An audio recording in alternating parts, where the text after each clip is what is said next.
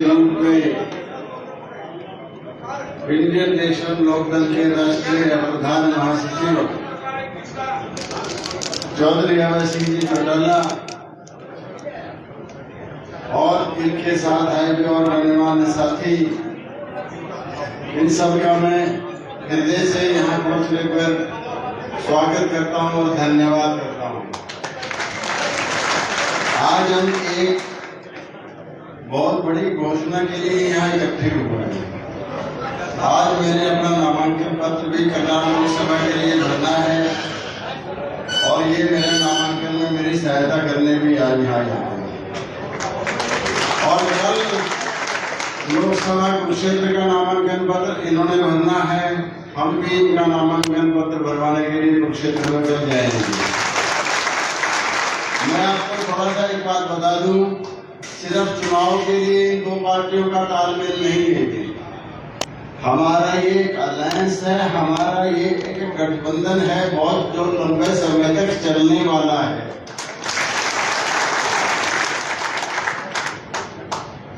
मैंने हमारी पहले भी बात हुई और ये कोई ऐसा नहीं है कि कोई हम एक दूसरे के स्वार्थ से बात कर रहे हैं। इनकी मेरी बात हुई, कई बार आदमी वर्षों की मुलाकात करता रहता है तो वो नजदीकियां नहीं बन पाती। कई बार एक मुलाकात से बहुत ज्यादा नजदीकियां बन जाती हैं। हमारे साथ कुछ ऐसा ही हुआ। मैंने इनको एक बार भी नहीं कहा था कि आप करनाल से कोई प्रत्याशी खड़ा ना करें। मुझे मेरे साथी की मुलाकात हुई, उसके हफ्ते 10 दिन बाद ही मीडिया में स्टेटमेंट मिली कि इंडिया गठबंधन से यदि मराठा वीरेंद्र वर्मा को प्रत्याशी बनाया जाता है तो इंडियन नेशनल लोकदल करनाल से कोई प्रत्याशी खड़ा नहीं करेगा।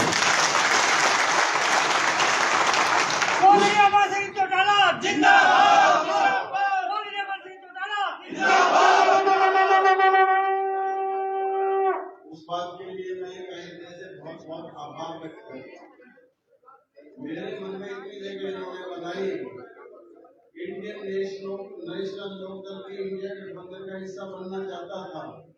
मैंने माननीय शरद पवार जी जो हमारे राष्ट्रीय अध्यक्ष हैं उनसे बात करी, उन्होंने थोड़ी सी नामुक्कर करी कि वही नहीं मानते।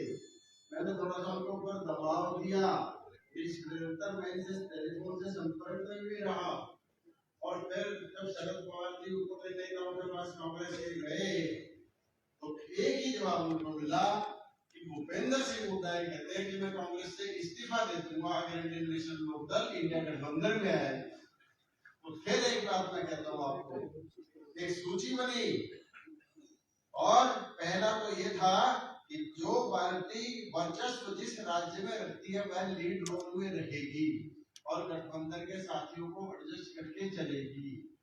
और दूसरा कि विनेबिलिटी, जीतने के चांस किस कैंडिडेट के ज्यादा हैं, वह किसी भी पार्टी से संबंधित क्यों ना हो, गठबंधन की पार्टी होनी चाहिए, वह सीट उस गठबंधन की पार्टी को जाएगी।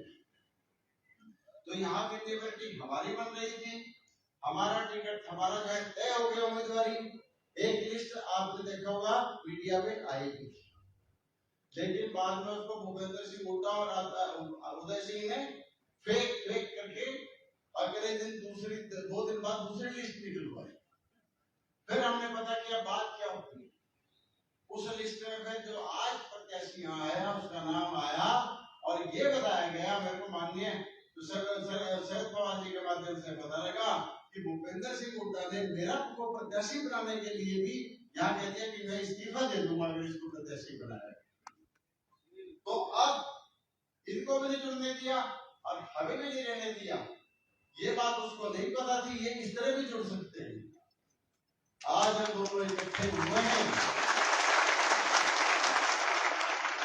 और हम दावे के साथ ये बात कहते हैं, जो ये नेगेटिव राजनीति लेके चले हैं, आने वाले समय में हरियाणा की राजनीति में इनका कोई स्थान नहीं रहेगा। हम मिलके चलेंगे, हम दोनों कार्यकर्ता के भी और एनसीपी के भी दोनों मिलकर हम करनाल की और कुरुक्षेत्र की लोकसभा सीट आराम से निकाल सकते हैं। मैं सभी भाइयों से अनुरोध करूंगा, पूरे दिल से काम करें, पूरे नियत से काम करें, अपनी जान लगा दें इस चुनाव के लिए, क्योंकि हम दोनों का फ्यूचर भविष्य राजनीतिक इसी बात पे निर्भर है कि दोनों सीट निकल जाएंगी तो मैं दावे के साथ कहता हूँ अक्टूबर नवंबर में जो बनने वाली सरकार हरियाणा में होगी निश्चित रूप से आपकी सरकार होगी।